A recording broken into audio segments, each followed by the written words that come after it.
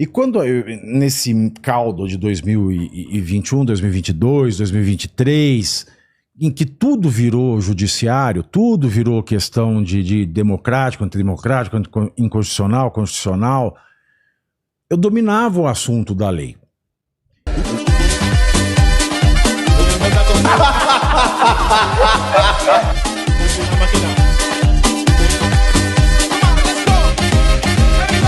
Vamos lá, cara, uma das coisas que eu vejo, vou falar a verdade, a gente tava aqui batendo um papo antes de começar. Não conta mentira, bicho. Antes de começar, meu produtor simplesmente falando o quanto você é singular. Usar essa palavra. Todos nós somos singulares. Cada um de nós é cada um. Não existe outro de você. Se você tiver um irmão gêmeo, ele não é uma cópia sua. Mas no jornalismo, nós dificilmente pessoas são marcantes a ponto de não serem facilmente substituídas. É que assim, né? Eu não sou jornalista, né? Minha primeira formação é direito. Eu sou professor doutor em filosofia do direito. E eu entrei pro jornalismo, eu me tornei jornalista numa época em que as notícias elas tinham se judicializado todas. Então, quando eu entrei pro jornalismo, eu já era professor doutor em direito. E não tem jornalista professor doutor em direito. E quando nesse caldo de 2021, 2022, 2023, em que tudo virou judiciário, tudo virou questão de democrático, antidemocrático, inconstitucional, constitucional, eu dominava o assunto da lei. E como a gente tem muita experiência de sala de aula, que o aluno está cada vez mais burro, essa aqui é a verdade. A gente que se mantém como professor, de uma certa maneira, a gente aprende a vulgarizar, não numa maneira de deixar vulgar, de deixar feio, de deixar apequenado, pobre, mas numa maneira de conseguir falar numa linguagem dessas pessoas que não leem mais. Então eu sempre tive essa questão de lidar com o popular, sempre gostei muito do popular. E eu sou um professor de direito, com uma boa titulação, graças a Deus, e essa capacidade de saber popularizar conceitos complexos. E aí eu me tornei jornalista, tendo esta bagagem de professor doutor em direito, e essa experiência em popularizar conceitos, em popularizar questões que até 2 décadas atrás ninguém sonhava em debater uma questão dessa. Constitucionalidade, inconstitucionalidade, ilegalidade, meandro processual, devido processo legal. Então eu cheguei no jornalismo, eu me tornei jornalista num momento em que não haviam jornalistas que entendessem de direito, e eu era um profundo conhecedor do direito, aliás, eu sou um eterno estudante de direito, que tinha ingressado no jornalismo, então a minha vantagem veio daí. E eu sou visceral, é claro. Porque o povo é visceral. Você já ouviu aquela falar, pobre fala muito alto? Sim. Eu sou de origem muito humilde, então assim, eu falo alto, eu sei o que o meu público não entende, o que ele entende, eu sei a linguagem que ele usa, e eu tenho, eu sou do mesmo barro que o povo, do mesmo barro. Então, se é pra ficar nervoso, eu fico nervoso do jeito que o povo fica nervoso ao ouvir uma notícia dessa. Eu nunca vou pôr um terninho e falar, boa noite, institucional, não dá, bicho. Eu sou um povão que virou professor, doutor e jornalista, então é uma mescla de toda essa merda e a gente vai aflorando. O seu primeiro emprego na mídia foi na Jovem Pan? Meu primeiro trabalho na mídia foi na Mídia Land, fazendo investigação criminal. Depois foi na Jovem Pan. Antes disso eu escrevia artigos para o Estado de São Paulo. Mas assim, no audiovisual... audiovisual mesmo, onde eu construí alguma coisa, foi na Jovem Pan, né, bicho? Antes disso. 2022 ali, né? 2022, exato. 2022 ali você já era conhecido pela sua atuação no final de 2022, direito, até 2021 eu era do mundo jurídico. Hoje o que me resta do direito são as aulas que eu dou. Aliás, eu dou aula amanhã, 7h30 da manhã, olha que maravilha. Maravilha. Na FAP? Na FAP. FAP. É isso. Conta um pouco sobre a sua experiência na Jovem Pan, que foi, pelo que você falou, foi uma experiência marcante, né? Foi, E, claro. óbvio, né? A sua saída é muito conhecida, mas eu queria que você falasse sobre o seu começo ali também, que chamou muita atenção. Eu fazia uma série chamada Investigação Criminal sobre crimes reais. Aí, em junho de 2022, a TV fazia 6 meses que tinha sido aberta, alguma coisa assim. E aí me chamaram para fazer um formato de sábado, que durou uns 6 meses, chamado A Prova de Bala, que a gente falava de algum crime marcante, etc. Era uma conversa sobre crime. Mas logo quando começou, eu comecei a participar do Pânico alguns dias para falar do programa, que é ao ar sábado. E participava, né, nos outros programas da casa, falando, comentando, etc.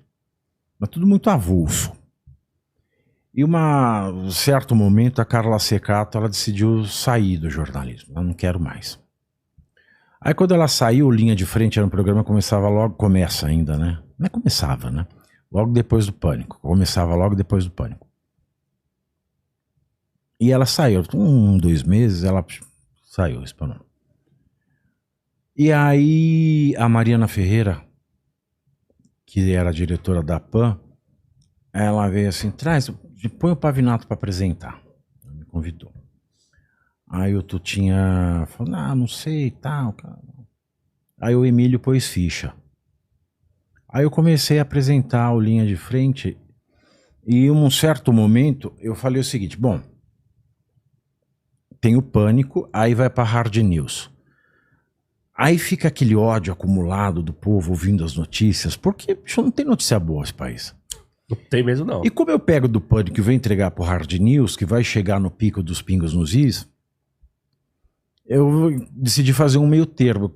Eu quis fazer uma coisa meio debochada. E fiz, deu certo. O programa, um puta sucesso. Se a gente não tava na frente da Globo News, a gente tava em segundo. Uma coisa sensacional. O Linha de Frente, O né? Linha de Frente. É. Das 2 às 3h30 era, depois foi das 2 às 4. E era tanto sucesso que foi pro rádio. Passava o Pânico e entrava o Linha de Frente. Virou uma febre, viu? E aí em janeiro de 2024, o Augusto Nunes saiu da Jovem Pan. E uma semana depois que ele saiu, ficaram tentando alguma coisa, o Pingos nos Is tinha morrido, assim.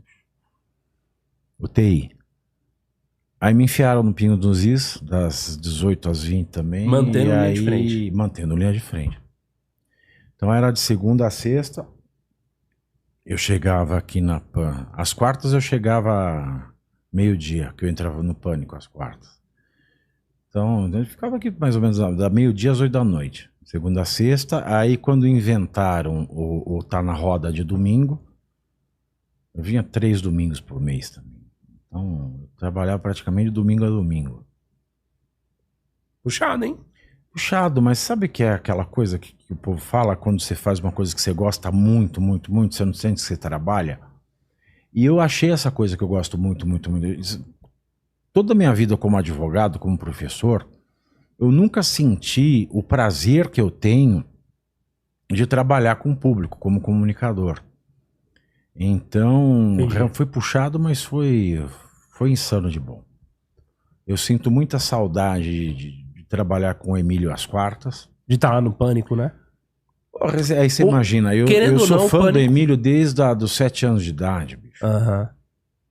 Aí você chegar a trabalhar com o cara e o cara botar ficha pra você fazer o programa depois dele, é uma coisa muito louca. O Pânico continua sendo o maior programa da Jovem Pan. Porque agora, como você falou, Pingo nos Is, depois daquela saída do Augusto Nunes deu uma esfriada e tal. Não, desfriou, mas quando eu entrei, em um mês eu recuperei a liderança no Pingos nos Is também.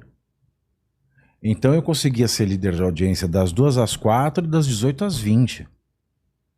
Não quero ser personalista, mas Não, faz todo essa sentido. questão visceral que fez o Pingos nos Is virar a mania nacional.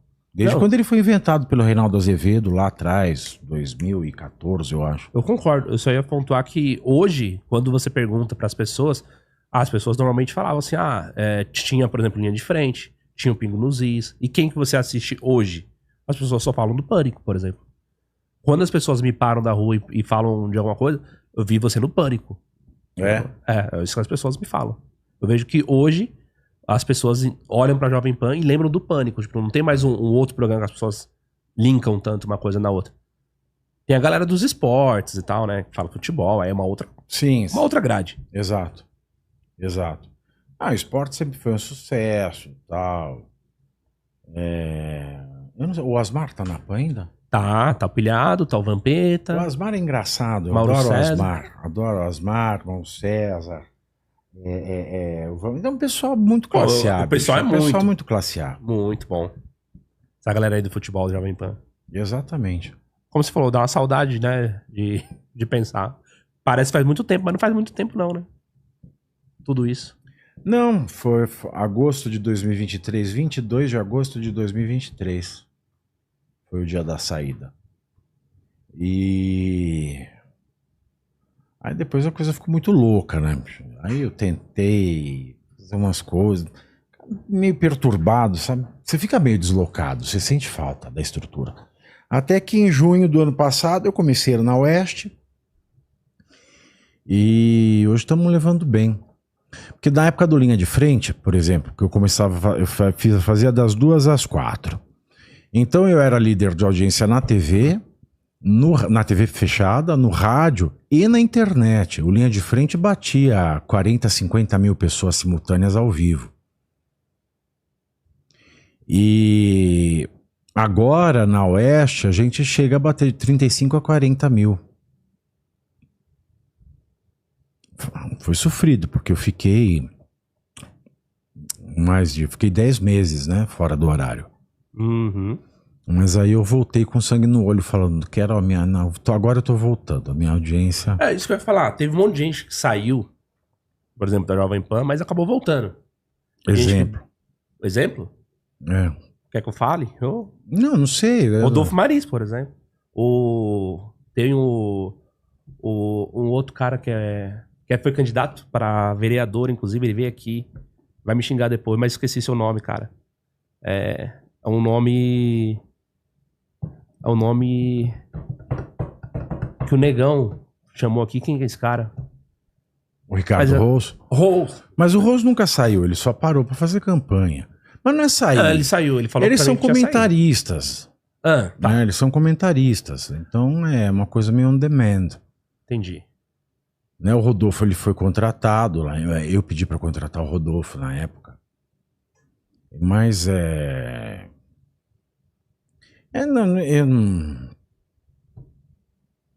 Não, você não. Não dá. Eu tenho o ego maior que a barriga do uma redonda, sabe? Então não é o ego, não é também uma questão de vaidade, é uma questão de respeito próprio, sabe? Não é aparecer por aparecer na TV. Não é aparecer por aparecer na internet. Se eu não tiver uma verdade para trazer, eu prefiro ficar em casa. Eu fiz uma carreira muito sólida na advocacia, fiz um patrimônio sólido na advocacia. Quer dizer, eu não quero aparecer por aparecer. Entendi. Eu quero fazer a diferença naquilo que eu falo, que eu faço. E para fazer a diferença, eu preciso trabalhar com a verdade. E trabalhar com a verdade tem que ser a verdade. E a verdade só é verdade por inteiro, porque minha verdade é mentira. Se eu tiver que ir pro ar e falar uma meia verdade, falar não pode falar isso, não pode falar aquilo, não é comigo.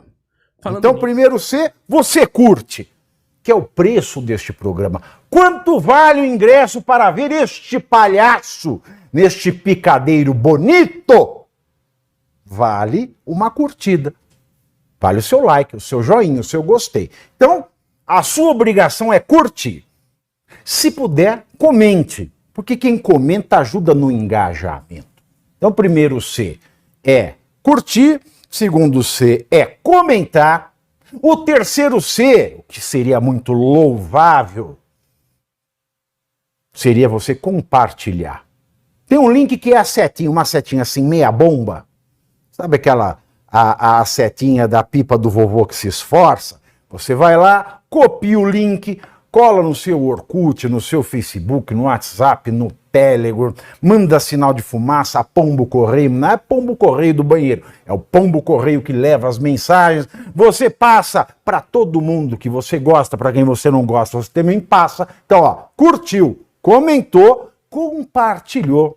E se puder, se quiser, se o seu bolso comportar e se seu coração assim permitir, contribua com este programa que vai substituir o Jornal Nacional. Olha que pretensão maravilhosa, hein? Se liga, ô Bonner, nós vamos derrubar o Jornal Nacional. Esta é a meta.